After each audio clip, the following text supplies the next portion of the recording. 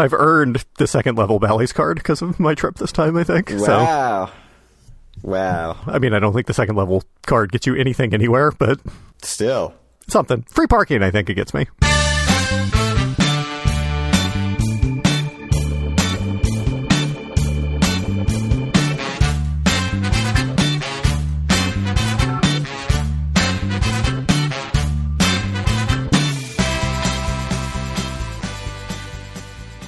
Howdy, it's Friday, October 24th, 2025, and this is episode 265 of Due for a Win, the Atlantic City podcast. I'm Kyle Eskin, joined, as always, by Craig Stone. What's good, Craig? Not being hungover at the moment is pretty nice. Are we not hungover, though? It took a while, I have to say, to get over that one. For me, mistakes of that level have not been made in many, many years. Oh, yeah, absolutely. I mean, we'll get into it, but wow, did we go overboard on Saturday. So, last episode, there was just no plan at all. And apparently the plan was just to drink. Yeah. Just to go everywhere and drink everything. I was extremely reasonable with my alcohol consumption at every single place I went to, except resorts. If you take resorts out of the, I was totally fine. I thought you were going to say you were completely reasonable with your alcohol consumption at every place we went to, except that we went to so many places. No, just resorts. Resorts where I had 5 drinks and 2 of them were cocktails. That was a mistake. I don't think I went nuts anywhere. Oh no, resorts killed me. I think it's just that we hopped around all over the place. And also, even with a pretty big dinner, I don't think I ate enough food. Yeah. Like, I think just percentage of calories that were alcohol for the day was like 50%. When I woke up at 1 a.m. and was pondering whether or not I was going to throw up or not, I think I felt like I ate way too much food at dinner, frankly. It was just like, I was so full and drunk, and it was awful. Yeah, that's a terrible feeling. It was terrible. That's an awful feeling. So that's a great little preview for our trip, so you can see the direction the trip is going. I did not throw up, by the way, so it was great success. I have a would you rather based on drinking. Sure. And really based on your drinking experience. Uh-huh. Would you rather have a good cocktail that you pay for at, say, Super Frico or another good restaurant bar? Yep. Or would you rather have a terrible cocktail that's free? Would you say like Caesar's old-fashioned level cocktail? Hypothetically, like a Caesar's old-fashioned. Perhaps the worst cocktail I've ever had in my life. I'll throw in there, I also had strawberry daiquiri with whipped cream at a video poker machine, I think, which they do have at Caesar's. Last time I was at Tropicana, it was not on the menu. And it was liquid and ice, not blended, which it's normally blended, right? Am I losing my mind? No, yeah, it should be like a smoothie, right? Yeah, no, it was not a smoothie. There was no blending happened. And it was quite bad. So Caesar's just failing on the drinks on the casino floor for sure. So which one? Good cocktail that you pay for, free cocktail that is bad. Maybe the X factor is the third option, which is just free beer, which is always fine. No, because that's too easy a choice. This needs to be a difficult choice. For me, it's not a difficult choice at all. Like, truly, only for one person would it be a difficult choice, right? I'd much rather have the good cocktail. Oh, okay. I thought you were going to go free, actually, because you're not a man who normally is big on the cocktails, and you like playing at the casino. That old-fashioned was truly heinous. Why I drank it all? I mean, it's because I was already wasted, but... Yeah. Like, truly the worst old-fashioned in history, right? You had some, right? Yes. Same mistake with the strawberry daiquiri. Like, I was a quarter of the way through it. I was already pretty well served, and I was like, I should throw this out. Why am I still drinking this? But I didn't. It brought me no joy. Like, one, like, alcohol at that point was giving me negative utility. Correct. Having it. 2, that drink was absolutely vile, so the drinking process was unpleasant as well. So, I don't know why I drank it all. Yeah. Terrible. All right. Yeah, so I'm clearly also going with paying for a cocktail. Yep. And to be honest, I know everybody's like, you can't pay for drinks at the casino. And not everybody's like that, because clearly lots of people pay for drinks. But there was certainly a feeling of, part of the joy of being in the casino is getting free drinks. But you're paying for those drinks. And every time I sit at a video poker bar, I'm like, oh, that was a $50 beer. I mean, I certainly paid for those drinks in other ways, too. Yeah. At 1 a.m, as discussed. By just feeling horrible. Yep. And just having to lie down in the bathroom. It's great. Never good. Anytime you gotta lie on the hotel room floor in the bathroom. It was a bad situation. So let's get into the trip report. We've done the Would You Rather. Clearly one of our best Would You Rathers. Yeah, I mean, I think the first thing that happened that was hugely surprising is I beat you there. Because it sounded like you were going to beat me by a few hours, but It did not happen. No, I think you left earlier than you thought you were. I left earlier than I thought. I think you left late, and then you had to stop at Aldi for a while, as always. Oh, well, I needed cash, too. So that Chase and Aldi stop in, I don't even know what the town is, Manahawkin or something. It's only like 35 minutes outside of Atlantic City. But that's a great stop because I get my cash, and then I also can get some Red Thunder fake Red Bull, which is only like $1 a can instead of like $3 a can for Red Bull. Or in the casino, $8 for a Red Bull. I remember destroying one of those like 32-ounce waters that you had on Saturday night, which is probably the only reason I'm alive right now. So. Yeah, so there's also 79 cents for a 32-ounce water. That was good. Which feels expensive at Aldi, but feels practically free compared to the casino gift shop. So that was a good decision. Then I always like to have a little, dessert in the room in case I can't make it to any place that has something decent. I don't include Taza in anything that has something decent. So I got myself a nice chocolate bar, dark chocolate with almonds. It's actually not great, the Aldi chocolate bar, I have to say. That didn't stop me from eating it at 2 a.m. But that was the Aldi stuff. You eat more than 2 a.m. than a bunch of caffeine or whatever. Yeah. Sugar, caffeine. So we got there on Saturday. You beat me by a little bit. Went and parked at the Noise Arts Garage. As always. And then what? Went to Bally's? Yeah, went to Bally's. I checked in. This was like, 1:30 or something? So. And they let you check in? They did, because they're not fascists, unlike the Caesars properties. I texted you when you said you checked in. I said, what sorcery is this? Because that just, as a Caesars player now exclusively, it's just shocking. The idea that you can check in before 4 o'clock on the dot. It's truly unbelievable. So, I checked in at the Bally's. You came over to my room as well and put your stuff in my room, because certainly they were not going to allow us to check in early at the Caesars. No, not without paying $30 or $40. Yeah. Yeah, I got there, parked at Caesars, took my stuff over to your place, and then we headed up the boardwalk. Yeah, went to the Irish pub first. Yeah, sat down. Good crowd at the Irish pub on a Saturday afternoon. Yep. First time you've been in a while, because I know I've been pretty much every trip the last few trips. Yeah, we were there for maybe, 20 minutes? Each had a Guinness. Yeah, something like that. It was very pleasant. They truly pour the Guinness the proper way, where they leave it for a little bit and then pour the top on it. And it's delicious. Just a Guinness poured the right way, sitting at the Irish pub is a great way to start the trip. I have to say, he forgot about us for a while, so it really did sit for a while. But... Yes. Not only did he forget about us, the bartender at the Irish pub, but he came over. I think, he's like, whose are these? Yeah, and saw the 2 beers and asked the other bartender whose beers they were. Right. And then after a brief sort of confusion between the two of them, he was like, oh wait, they're mine. It's those 2 guys over there, yes. Yeah, we stand out a lot, obviously. Easily memorable. And then we left Irish Pub out into the sun, singeing our retinas, because Irish Pub is so dark and it was so bright outside. And we headed over to Resorts. What was the reason for going to Resorts? Why did you feel the need to be there? Well, for one thing, it was double match play or whatever, but they sent me a free entry to the VIP lounge at Resorts, and I said we should go and check it out and see what it's like, because I'd never been in there. Resorts was very crowded. 4 resorts, I think. Specifically, the line for the Resorts Players Club. Yeah, so they were giving away free cruises. Yeah, if you earned 45 tier. I don't know if that's true for everyone. For me, the email said earn 45 tier credits. So I wasn't interested in that, but yeah, the line was bananas, but I needed to get my match play. So I think we got there and we played video poker together for a little bit, and I lost $100 immediately, as always with video poker. I also did quite bad at video poker. So I went and stood in the line at the Players Club, and at some point when I was towards the front of the line, apparently their link they had with the cruise ship system went down, so everything stopped and people were getting angry. So that was great. But then eventually I did manage to get my double match play and went and played a bunch of craps and actually won. Oh, nice. And drank a lot of Miller Lite in the process. Yeah, I had an absolutely huge roll again. It was like my second huge roll in a row after having a huge roll in Blackhawk. So that was good. And I drank, 3 Miller Lites because literally the waitress was around every 3 minutes. It was incredible. It's pretty good. I didn't see a waitress come around when I was playing video poker and slots. Yeah, certainly when I was in video poker, I didn't see anyone. But the craps table, all the time. While you were doing that, I was playing Monopoly Express, which I like a lot, except at the nickel level, which is only $1.50 a spin.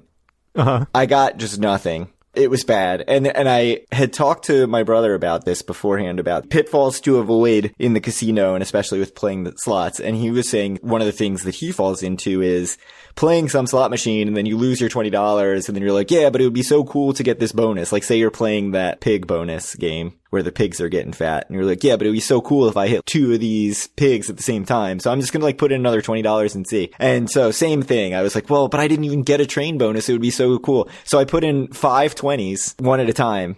Play that down. Oh, okay, I'll put in another 20 because I just want to get this train bonus. And then I lost $100 in like 10 minutes. So that was not great. And I didn't even get 1 Miller Lite. It's upsetting. Yeah. No, so I had gotten 2 or whatever, and I ordered one right when you came over, so I had to chug the last one, if you remember. Yeah. I did have $50 of slot play, 25 doubled to another 25. Mm-hmm. So I turned that into like $33. So that helped a little bit. Yep. But nickel slots, man. I think my theoretical at resorts was probably like $2 loss. Except that I lost like $140. Right. And I actually won a little bit because of craps. So that was nice. So anyway, we went over to the lounge and used my free lounge passes to get in. And I have to say, like, I don't know what your expectations were. Mine were pretty low, and it beat it by quite a bit. I thought it was quite nice. I thought it was pretty nice. It was crowded in there. Although it was pretty crowded. We got seated right away. We got served extremely fast. I don't think our butts were even in the seats before the waiter was over. Our waiter was incredible. Yeah, so quickly each got an old fashioned. You went up and got food while I sat at the table because I didn't want someone to come grab our table before the drinks were sitting there, and it was clear that somebody was there. And then you came back with food, and by the time I got up there, the highlight on the menu, the pork loin or something, was gone. Yeah. Salt and Parmesan crusted pork was delicious, by the way. Absolutely incredible. So there were 5 people in front of me in the line lamenting the lack of pork. And when we left, they were actually still there waiting for pork. They were still standing off to the side waiting. So I kept thinking like 30 minutes later. Right. Like I'll just go up and get it once it's restocked. And it just never got restocked. In the time that we were there. I thought the food was pretty decent though, especially the hot food. The desserts were kind of meh, I think. But I thought that everything I had, the pork was really good. I think they had some other hot food that was also quite good. I'll disagree. I didn't think the food was very good. But I didn't get the pork. So I missed the pork, but I thought like the pasta dish was pretty gross. Mm-hmm. I thought the pasta was good. And then other than that, I had like green beans and... Yeah, I had green beans. They had like macaroni too, maybe, right? And then like a little salad bar. Yep. But it's a very small buffet. That's small. Not a lot of stuff. And then there's like a dessert station on the other side. Yeah, I thought that was meh. So yeah, I wasn't so high on the food. I thought the service was great. The drink was very good. I thought our old fashions were very good, which I got 2 of because I'm an idiot. So well, you got 2 of because the waiter came back after you finished your first one. And he said, "Do you want another drink?" And before you could even answer, he walked away and was like, "Yeah, why not?" And we were sort of sitting there wondering, I guess he's just bringing it. It was incredible. He didn't take an answer, but he certainly seemed to give you an answer. And he did come back with a second one. Oh, yeah. They were good, though. They had like 4 cherries each or something in them. Mine didn't have that many. I don't know. Both of mine had 4. Wow, they like you better than me. I know. I wouldn't say it's a good old fashioned, but it's certainly good for like a lounge or a casino bar, which is what the standard should be. I thought it was very good. You know, I'm sounding very down on the resorts lounge here, but I actually think it's, like you said, surprisingly nice for resorts. You know, if you had another lounge pass, I'd be all about it. I don't want to jump ahead, but I will say that I thought it was the best lounge that we went to on this trip. So. Oh, wow. I couldn't disagree more, but we'll get to that. Really? Wow. I'm shocked. I think that's an absurd take, but we'll get to it. Okay.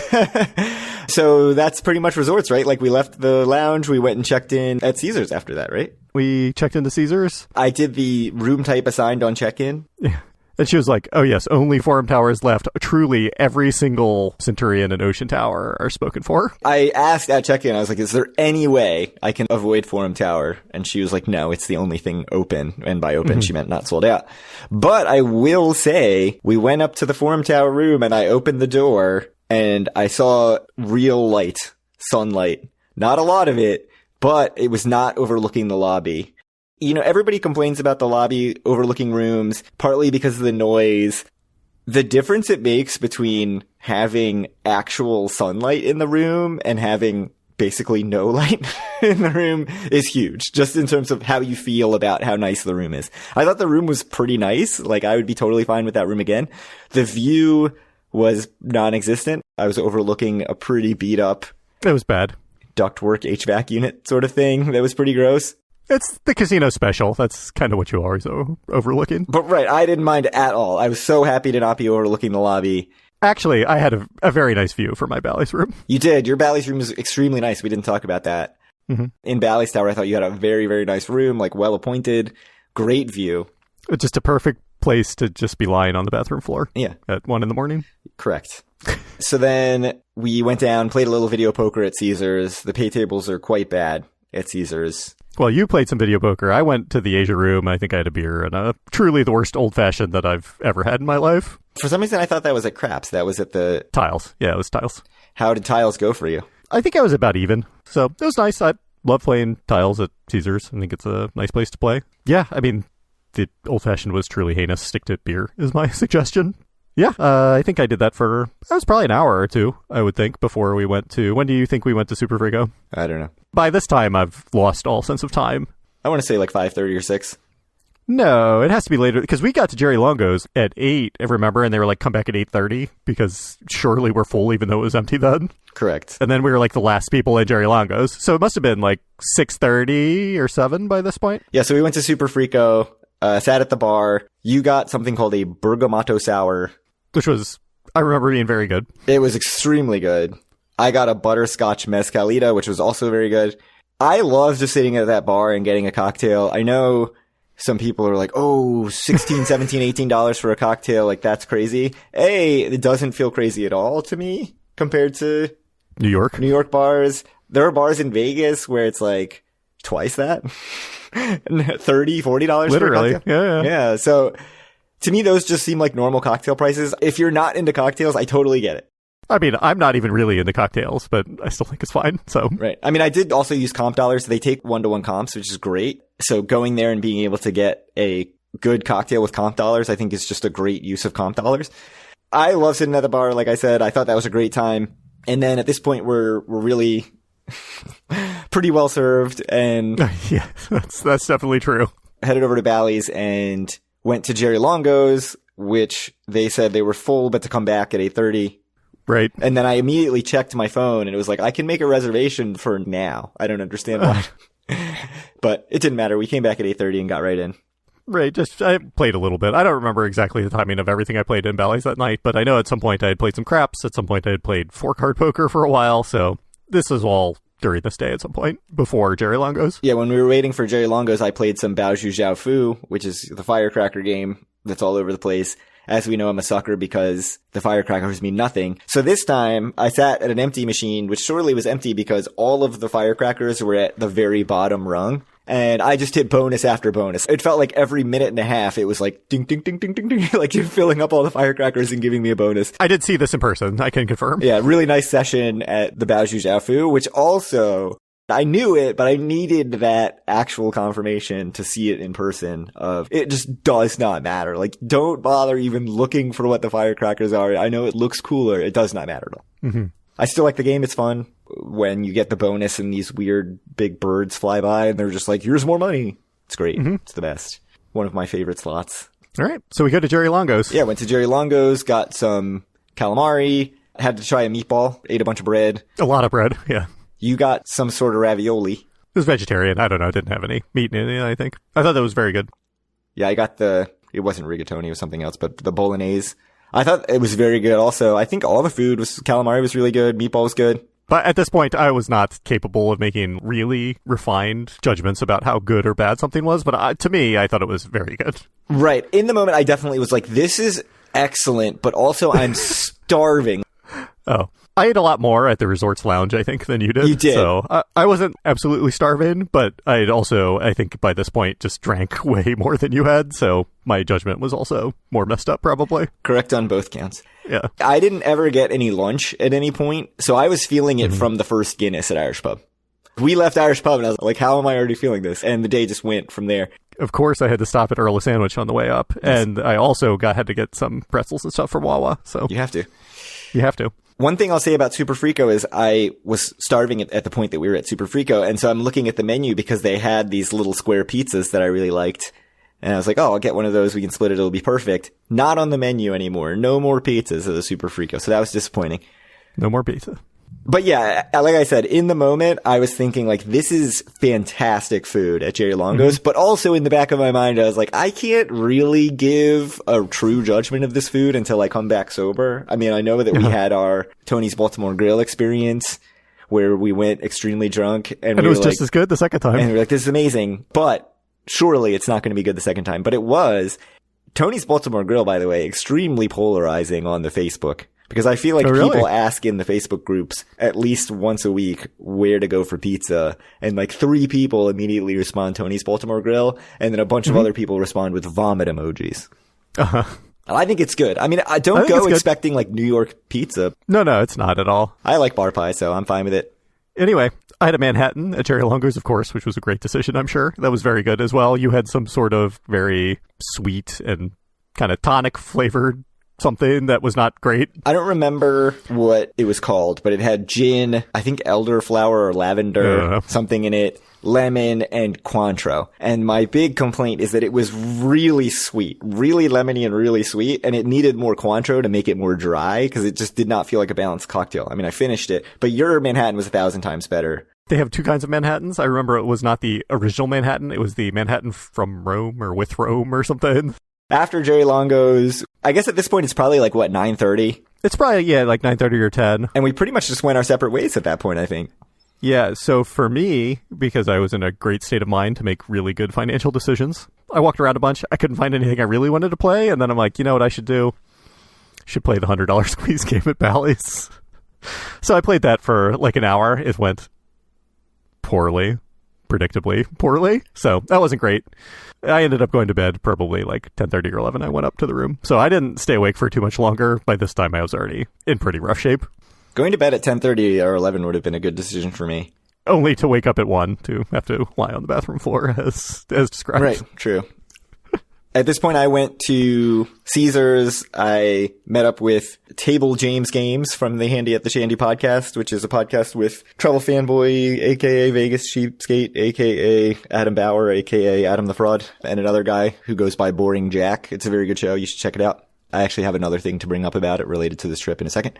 So it's good to talk to him. Played some video poker I think at the Toga Bar. But at this point, I actually can't remember where specifically we were playing, which says a lot about the trip. And his wife and another friend were there. It was definitely a Toga Bar. I don't know if I even actually played there, if I just stood there and talked to them for a few minutes. And then wandered around a little bit, ended up back at the Toga Bar, which somehow I've never played at before, even though I love video poker bars. The pay tables are pretty bad, which does not surprise anyone because it's Caesars and it's a video poker bar. They have a red light, green light system, which I know I've played at bars with the red light, green light system before, but I don't think I ever realized that the way the red light, green light system works is it's only based on your recent play. So I sort of thought it's almost like a ticket. You know, like if you're playing on the slot machine with the drink ordering system, a little meter goes up to 100%. And once you've played through, I think it's only $5, it lets you go into the system and order a drink. It might be $10.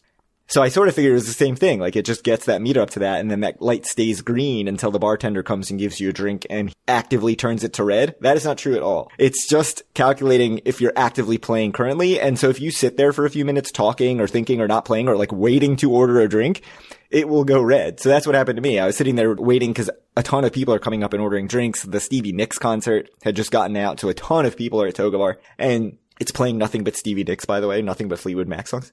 I said last episode, by the way, that we're too young for Stevie Nicks. There were a bunch of women in their 20s in Fleetwood Mac and Stevie Nicks shirts, like bopping along to these Fleetwood Mac songs. Fleetwood Mac is incredibly popular. Very, very popular. And you even admitted that you had recognized all of the songs they put on. Every song they played, I knew.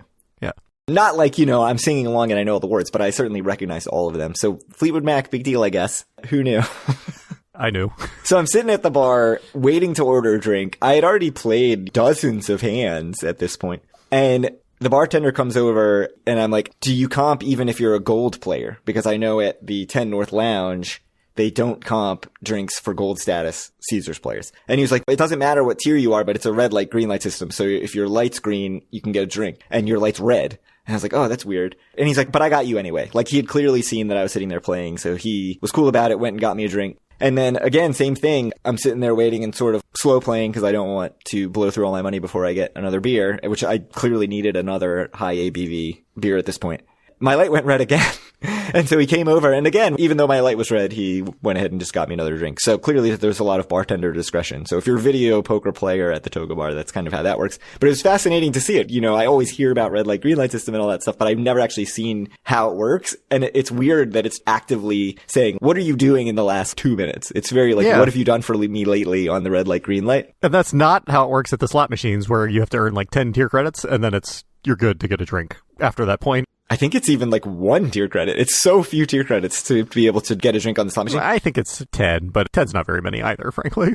And then it times you out for the next 10 minutes, I think. So if you chug your little 6-ounce Coors Light draft, if you're a lowly gold player. Getting a drink at the showboats. You see the tiny cup. For beers for gold players, I think we've talked about this before. It's Miller Lite draft or Coors Light draft, and maybe Bud Light draft. Or you can get a Coors Light bottle. So you gotta get the bottle. You can't get the crappy 8-ounce draft cup. Famously at Showboat, it was all the tiny, tiny cups. Classic. And then you just end up with a huge stack of those cups. Yes. I was playing 7-5 double bonus. Sounds awful. That's truly, I mean, it's even worse than 7-5 Jacks are better, so. Yeah, it's probably like a 95.5% game or something. It's pretty bad. What was Jacks are better? Was it 6-5? I think it was 6-5. It was really bad. It's bad. There's 6-5 everywhere in that casino. And then also the bonus poker full pay. I'm going to say this wrong. 8-5. So the bonus poker was 8-5, but 1 on the 2 pair. Yeah, it's bad. Just like the Jacks are better, that's 9-6 at the Dusk Lounge. That is 1 for the 2 pair. Yeah, up at the Hell's Kitchen. Yeah. I guess it hasn't been dusk for like 10 years. But... yeah. And then I went and played Buffalo for like an hour and a half. I sat at the same machine, just kind of hovering around even, got a bunch of bonuses, and just sat there playing, racking up tier credits. And then eventually, of course, ended up losing my entire $100 buy-in. Decided that was time to go to bed and went up and ate part of my Aldi bar. And this was at 2 a.m, turned on the TV. I was seeing 2 of everyone on the TV, which is always a good sign. But didn't feel like I needed to throw up. The room was not spinning. None you of were that. doing better than me at that point, I think. That was the point where I was like, I'm going to have some serious regrets. Like, it's 2 a.m. I'm still very awake because I've been down on the casino floor. Not a good thing. And that was the correct foreshadowing. You woke up, you had started texting me at like 6:45 the next morning. Yep. So I moved my car out of the Noise Arts garage and moved it into Bally's. So I know I mentioned this to you, but we didn't actually say this on the last podcast. But the reason everything was sold out in Atlantic City is because the marathon was on Sunday. Yes. And so the marathon is at Bally's. Basically, the start line is right outside the yard. So it's like the headquarters is where the pickup was, I think, the day before, et cetera, et cetera. So, I mean, literally, there's like 1,000 people just standing in the lobby with their bibs and everything. And it's like, there's never been this many people in the lobby of the Bally's ever.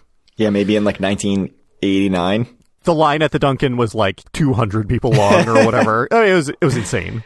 But anyway, I went to the Dunkin' not in the Bally's because it was awful, and also they don't take points. So I went to the Dunkin' on Atlantic Ave and got a tea, and then walked to Formica Freitag and got some pastries. We were told it's Formica. Formica Freitag. It might even be Formica Freitag. I don't know. But yes, got some pastries. And went and moved my car back into the Bally's. How were your pastries? Hungover pastries? They were good.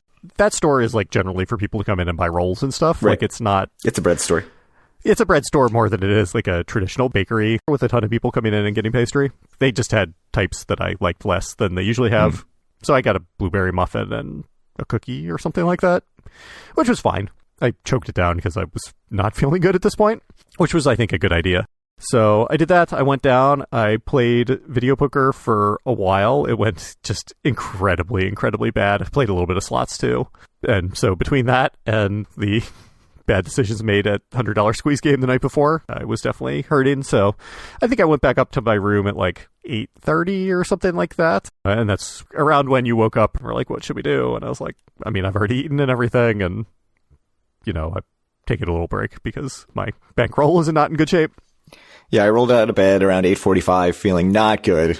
Went down and got coffee. I should have gotten some sort of pastry as well, but I went to the Starbucks at Caesars. I have to say the Starbucks in that former Dead Space does so much to solve that issue because there's always a bunch of people there. It's like really well lit. It's nice. It's new. They have a nice seating area over there. So I ordered with points before I even left the room. When I got down there, my coffee was just sitting there at the perfect temperature because I don't like scalding hot coffee. And so I drank my coffee, took some Advil. I think I played some slots during this point and was just really not feeling great. But the coffee and Advil breakfast was probably a mistake. Like I probably should have ingested something at this point. And I think you know better, right? Because you always say like you need to choke something down or yes. You're just going to feel worse and worse afterwards. That's pretty much how it went. I went up to the room, I showered, I checked out. The shower in the Forum Tower, before I even got in it, I could see it was not draining very well. So I actually turned it off for a little bit and waited for it to drain. I got in and just immediately it's it never got ankle deep or anything, but it was just always sort of sitting there over an inch deep, which is really gross. It's not a good situation. So I ended up washing everything on me and then literally standing outside of the shower to wash my feet so that I wasn't standing in the gross showers. So I've had that at Harris before. Famously on episode 1, we described that. Yeah, I think literally the first episode, I think I took an entire shower in the Harrah's old harbor tower, not in the shower. I think we had 3 people in that room who had 2 of them had already showered before me, and I was just I'm not getting in the shower. I remember me and Zach were in the brand new at that time waterfront tower, and everything was great, so. I could have just been I'm going to be home in 12 hours. What? Wow. I'm going to be in a smoky casino. Why do I care if I smell bad? I just go home and shower. For me, half the time when you're that hungover is it just feels nice to be in the shower. That is the big reason. I couldn't have just gone downstairs without showering. I would have felt horrible. So I threw my stuff in my car, checked out. Yep, me too. I came over and met you at Caesars at that point. You were sitting with Table James Games. I was, sitting back at the Toga bar, sat next to him. Actually, was originally just standing there next to him. It's the gambling went so bad last night. I'm not really going to play. And then a seat opened up right next to him. It's I'll play. Sat there and played for a little bit. Talked about various AC stuff, Vegas stuff. So really nice to meet Table James Games as he goes by on Handy at the Shandy. Then you and I went over to the Bally's Lounge for breakfast/lunch. So I have to say, just quickly, at Caesars, I came over and I was like, I'm going to go play some tiles. That's what I need in my life. None of the tiles was open at 10 a.m. No, it was 11 a.m. on a Sunday. So it's what the hell are they doing? On a Sunday, on Marathon Day, when everything in Atlantic City is packed. Unbelievable. So no tiles. Either had an open Asia poker table or some shit. And I'm like, fuck this. I'm not doing this. So I played some craps for about 3 minutes and lost $300, which was very, very not good. Oof. That's how it goes in craps sometimes. And then I went to the high limit room in Caesars and played some of my old faithful video poker $2 machine. Denom video poker. What's the pay table on the $2 Denom video poker? It's not 9.6 anymore. I know that. Is it 9.5? It's either 9.5 or 8.5. It's fine, whatever it is, but it's not like it used to be. Yeah. Then we headed to the Bally's Lounge where you thought you had a pass to get in. I did not. You did not have a pass. You also did not have the prerequisite comp dollars. Because I had gotten $125 as a comps for coming to Bally's, but I'd used them all at Jerry Longo's the night before. So she was basically we shouldn't let you in. I mean, you are the correct tier to get in. At resorts, you don't even have the tier to get in. They just gave you the pass, right? Right. They just gave me a pass to get in. So I thought it was the same thing at Bally's. No, I'm the right tier. I just didn't have the comps. She mentioned I had this pass that expired in January, which I didn't know that it had such a quick... Because when I matched, they're like, yeah, well, you'll have 2 free entries to the lounge as part of matching. But apparently, she said it expires in 7 days or 14 days, which, by the way, the Bally's Lounge is open 2 days a week. So it's not that easy to use, especially because I matched on a weekday. So you've given your opinion of the Resorts Lounge being much better than the Bally's Lounge. Uh-huh. If anybody had been to the Bally's Lounge when it was still part of Caesars, they've redone everything in there. Yeah. It's got this huge curving bar that's very cool. I don't know if that bar is new. I think that was the same bar as was Maybe. there in the old lounge. But they've redone everything else. Okay. All new fixtures. Yep. The huge windows overlooking the ocean are normally great, except at that point in the morning, the sun is just very right bright off the ocean and right into your face. So it was extremely bright in there. Uh-huh. Much bigger buffet than the resorts. Mm-hmm. A lot more food options than resorts. Service, not as great. No, service was worse, and I thought the food was worse. You thought the food was... I thought the food was good. My hot dog was good.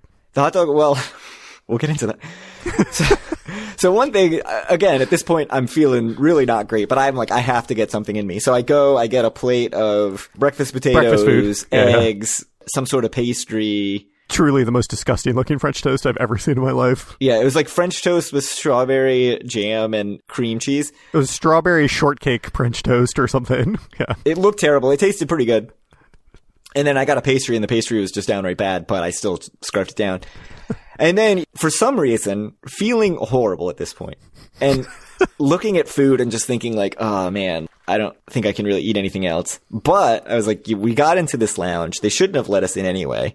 Why wouldn't I eat lunch literally 6 minutes after eating breakfast when I feel terrible? This seems like the perfect decision. I think I justified it in my head as like, well, you're going to feel worse right away, but you're going to feel better for having eaten a bunch of calories. So I go up and I get some sort of meat pasta, citrus chicken, basically like... Yeah, it's like orange chicken, basically. Very fried orange chicken balls. I thought they were good. And a hot dog. Was that it? I think that was all I got. That was it. I scarfed down the pasta. I'm like, it's kind of bland. It's not great. I eat the orange chicken, and I think I'm on my, like, third orange chicken ball, and my stomach just turns. I was just like, no. And I'm sitting there staring at a hot dog, just, like, looking down at my plate, just so sad, staring at this hot dog with mustard and relish and onions. If you remember, you had to, at that point, to try to smear off all the mustard and relish that you put on the hot dog. I can't take this much flavor. Like, this is too much.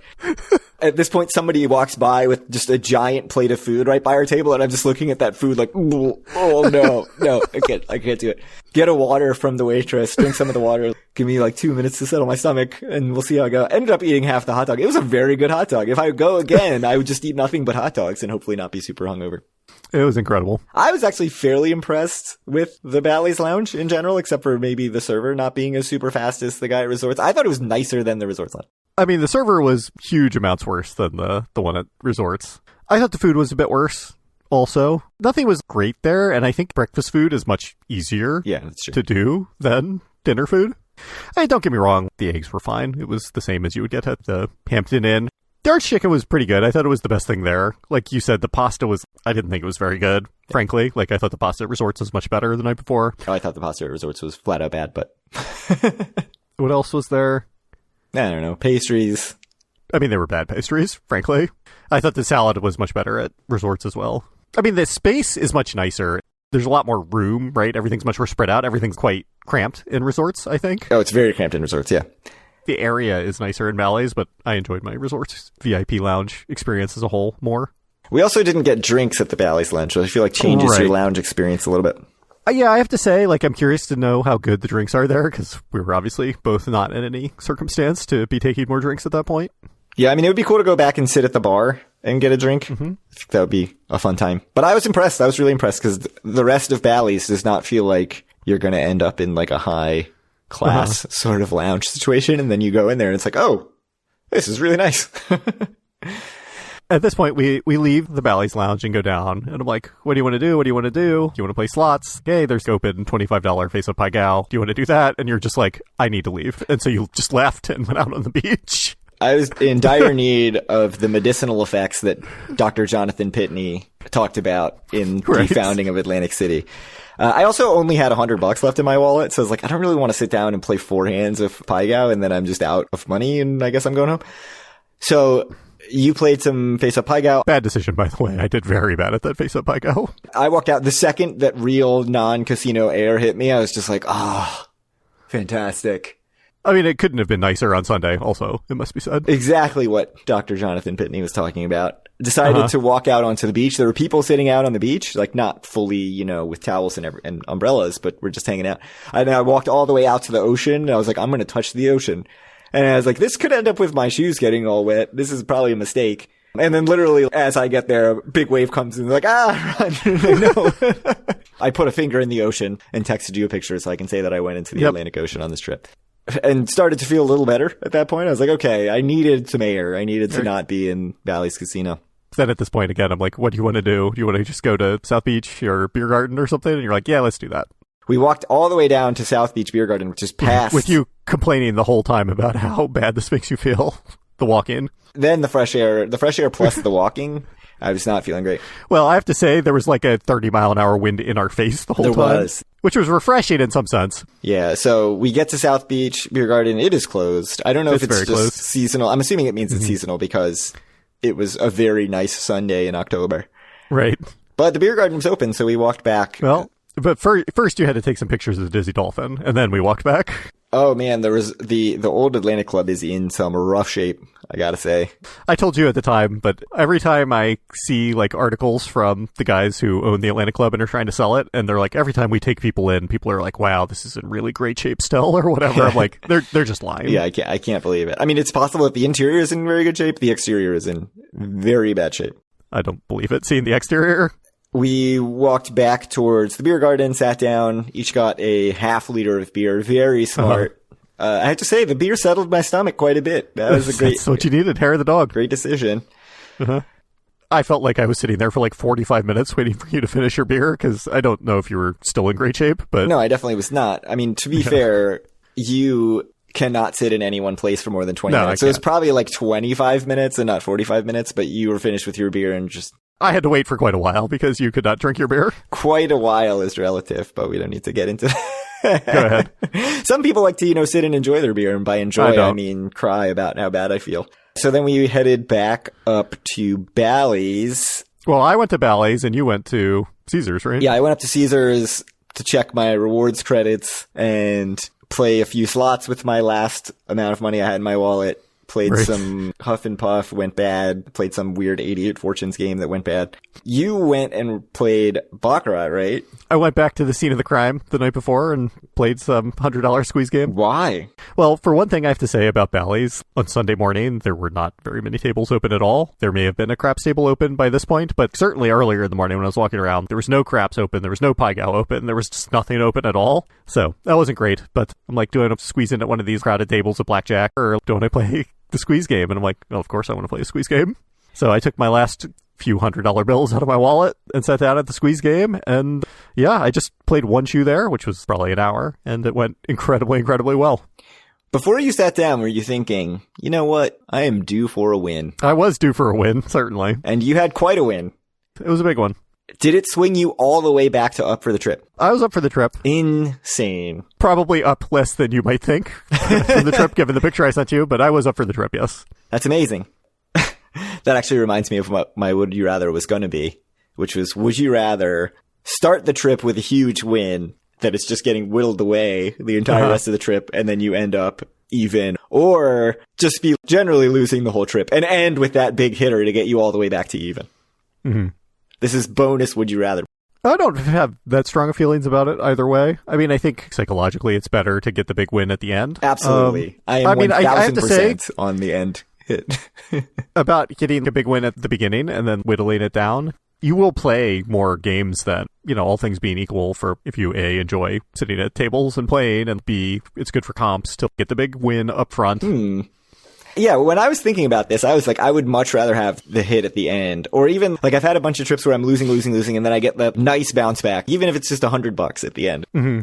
I think you make a really good point. Okay, yes, it feels better after the trip. You have more fondness in your mind because you had that bounce back.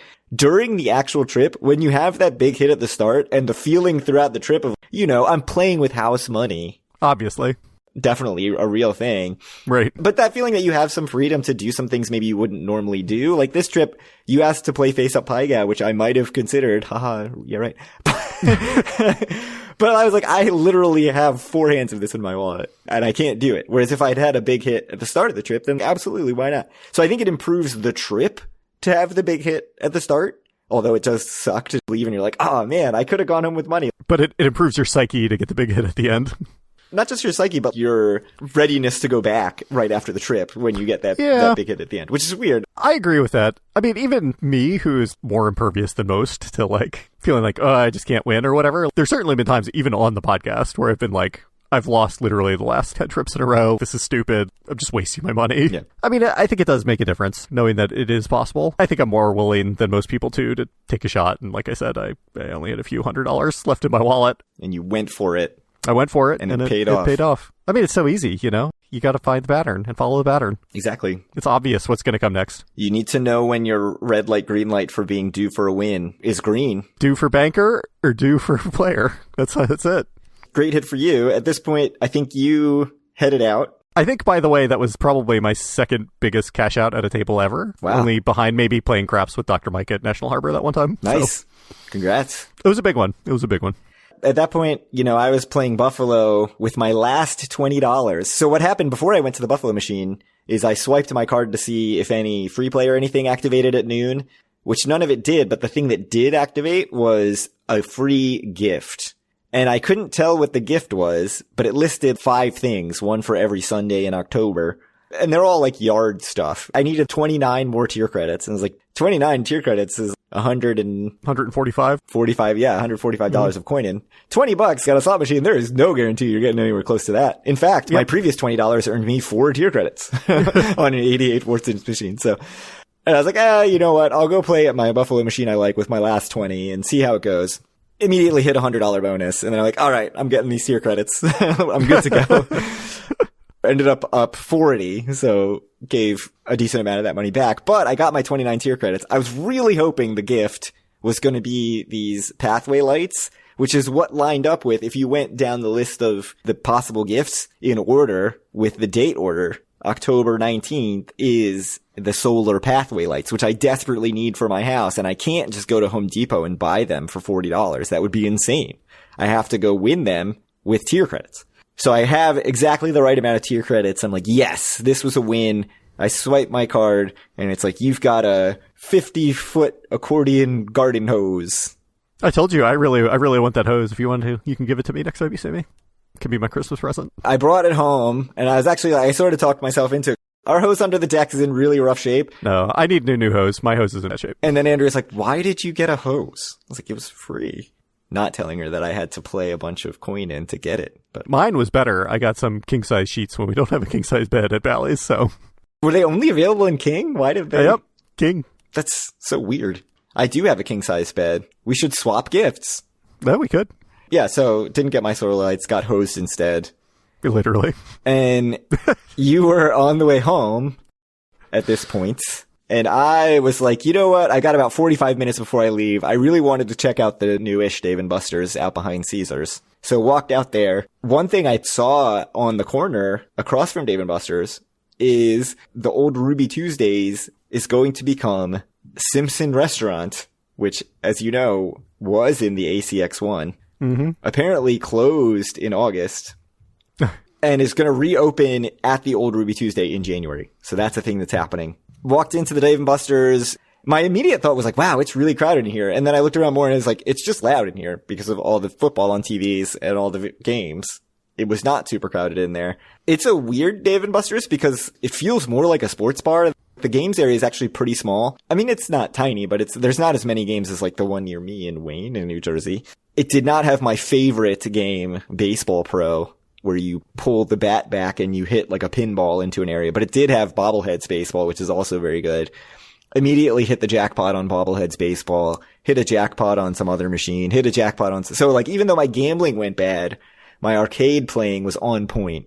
And so I used my 50th birthday credits to hit multiple jackpots and earn 2,500 tickets. Is that good? For my kids to use. I mean, it's good for 50 game credits. Yeah, nice. It was also half-price games on Sunday, so if you're going to go to Dave & Buster's, that's the time to do it. The coin pusher games are absurdly expensive, by the way. It's like 12 credits per game. Do not do the math on how much that costs every time you're shooting coins into the coin pusher. But at half price, it's a good deal. And so I did hit a jackpot on like a Avengers coin pusher game.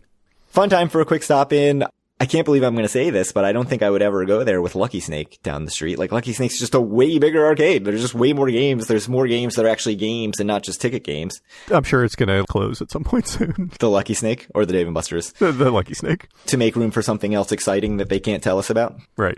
Something that they will set up and then never actually open to the public. Yeah. So then I walked back to the car, got in, drove home, didn't have any traffic. Yeah. I have to say, like, I know I mentioned this to you, I had no traffic either way, so it's like 3.5 hours for me with all the stops and everything that I make and taking Route 40, et cetera, et cetera. So that was quite pleasant. I mean, I ended up, given that I have 2 hours more in the car than you do, I think, getting home after you, despite you going to Dave & Buster's and everything. Yeah, that really hammered home how much longer the trip is for you than me, because I finished playing my Buffalo game, got my gift, walked all the way out to Dave & Buster's, which is not actually that far. It's like literally right behind the Caesars parking lot. Mm-hmm. Played for, 30 minutes, and then walked back to the car and got in the car and drove home. And then you were not home for another 30 minutes after I got home. It was very surprising to me, but it's 3.5 for me. I could make it less if I only took the highways, and if I maybe only stopped once to pee and maybe get a snack instead of stopping for a few snacks, etc. But that's not what I do. Also, I drive very, very slow. Truly, if there's anything that my wife ends up murdering me or divorcing me about, it's like she just hates riding with me in the car because she thinks I drive too slow.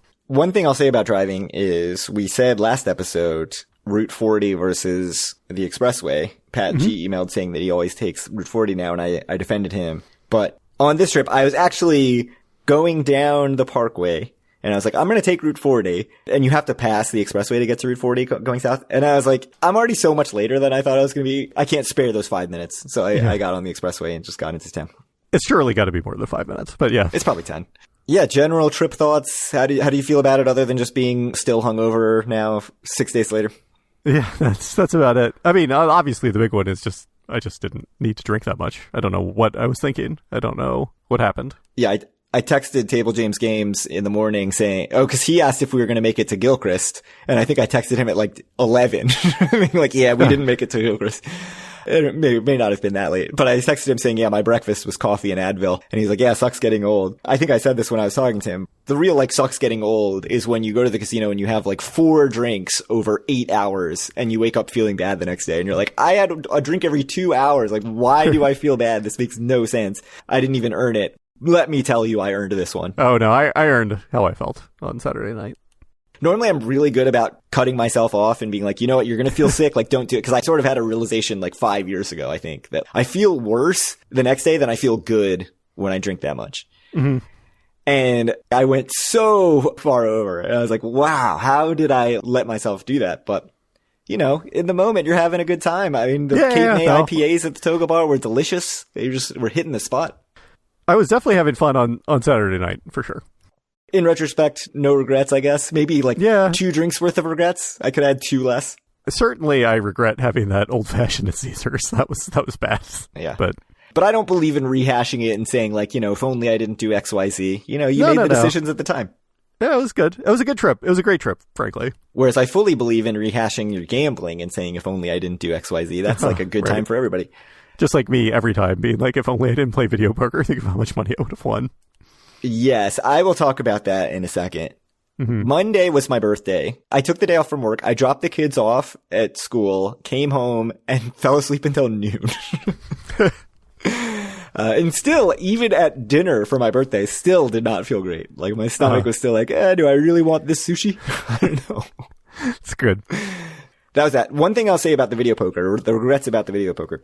And this is where I'll give a huge shout out to the Handy at the Shandy podcast, because they talked about this in detail. Boring Jack went into great detail to really explain, I think it's in episode 7, part 2, about the video poker pay tables and why you lose more now that they're all worse than full pay. Like, it used to be you could find full pay at quarters readily available. There were plenty of them at Caesars.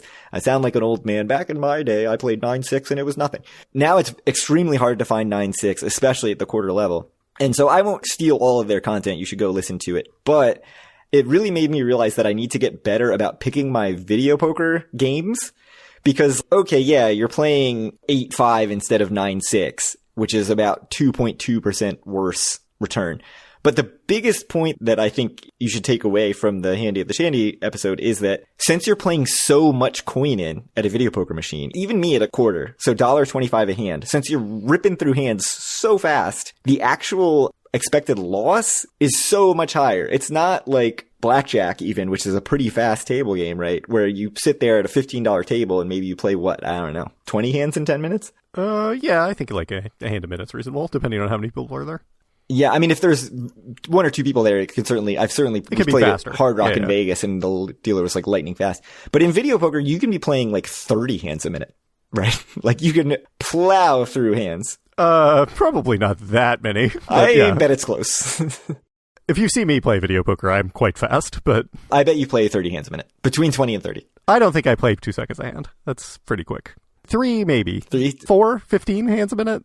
But even at $1.25, the amount of coin in that is, right, adds up really fast. So if you play 200 hands in 10 minutes at $1.25, that's $250 coin. I've got the experience because, like, I did Diamond in a Day, which was $50,000 coin in at $10 a hand, so 5,000 hands.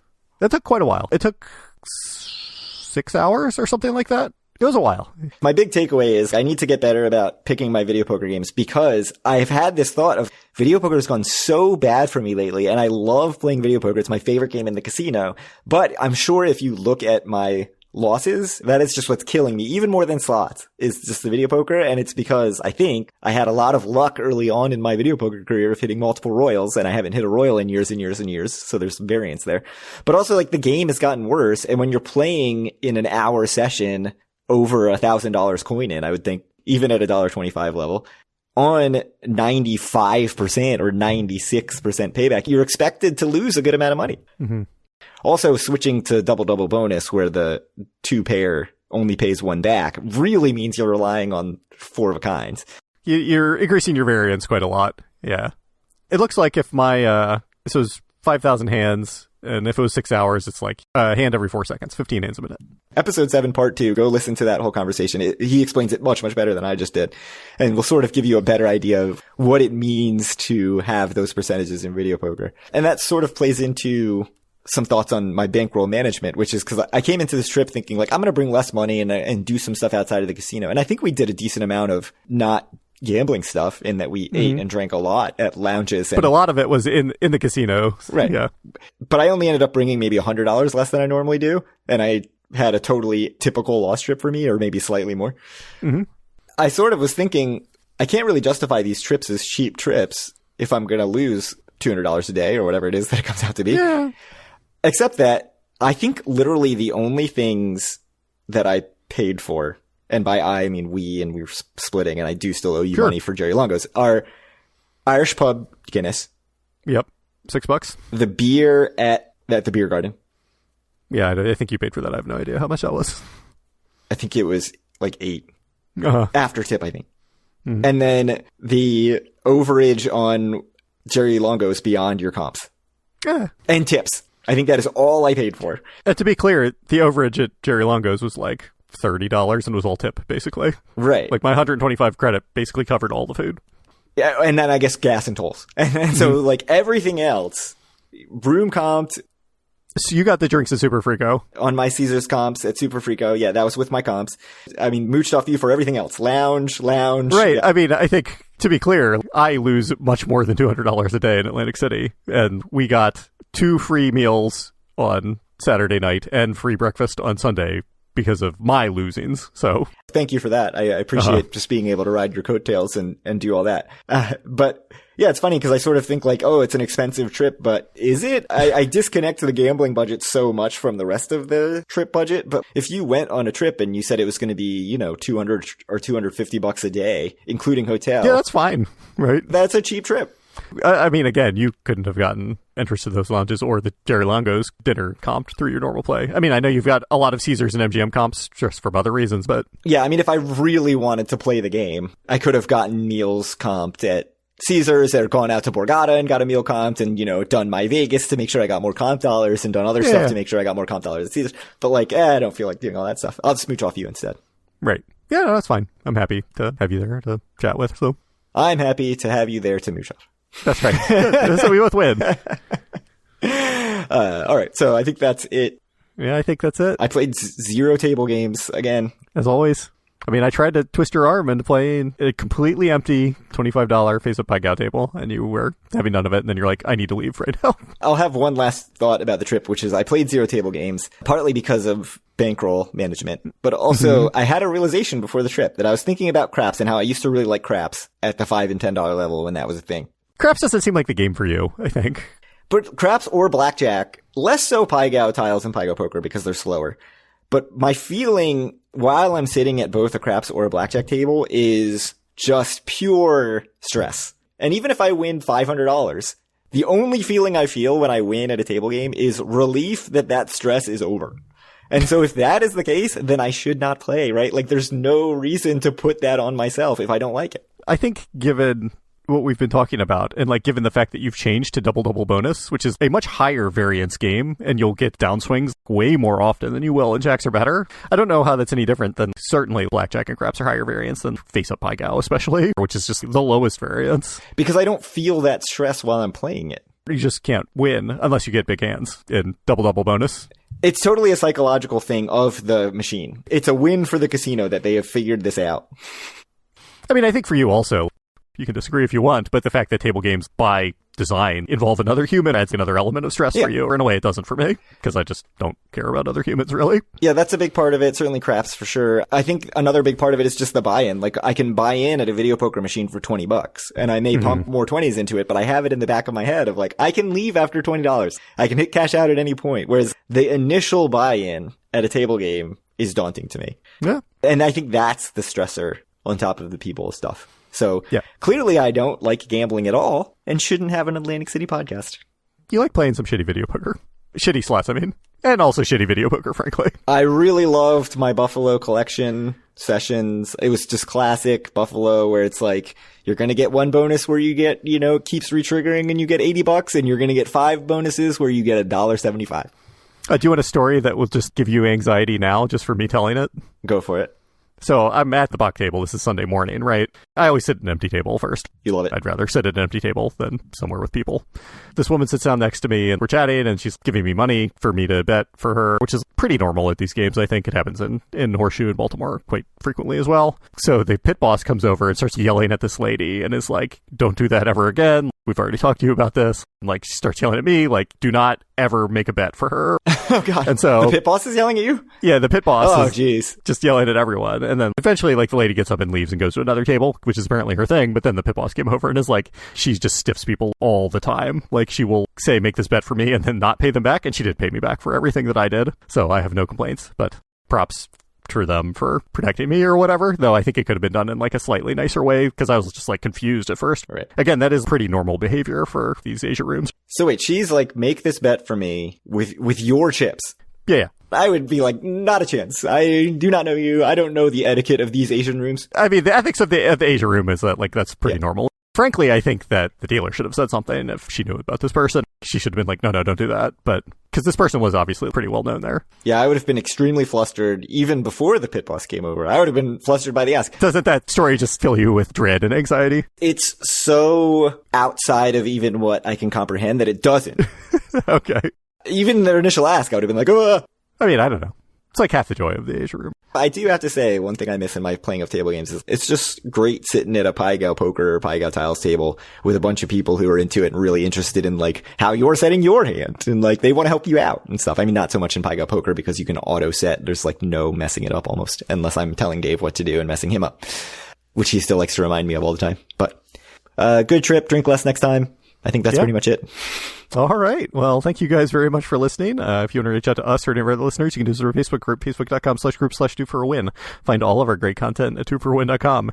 Reach out to Craig on Twitter at doforwin or me and Kyle Askin, and send Craig questions at doforwin@gmail.com, and we will get to them on air, perhaps even next episode when there probably won't be much news. We have news already. It's just not in there. Yeah. Good trip. We need to go in December, man. I don't think that's going to happen. December. Pessimism. We go every December. We have historically gone every December. All right. Well, thank you guys very much for listening, and we'll talk to you all in a few weeks.